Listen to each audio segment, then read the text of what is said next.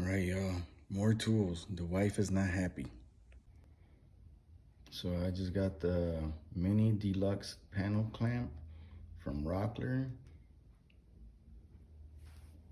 It's pretty nice. This is for all the boards and stuff that I'm planning on doing.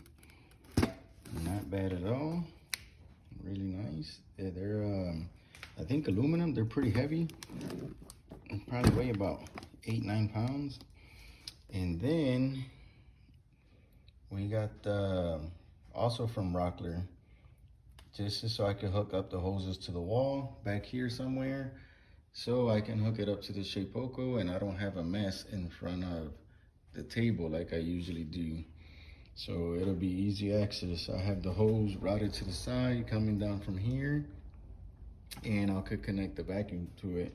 I'll leave the dust collection system in that little area right there, and it'll be super easy to have everything connected. But here we are. Here's the other tools, and I'm pretty happy, man, because I like sturdy tools. At least these, I could afford them. The other sturdy tools I like are pretty expensive. So that's all we got, guys. Have a good one. Stay safe. And this is what they look like out of the box.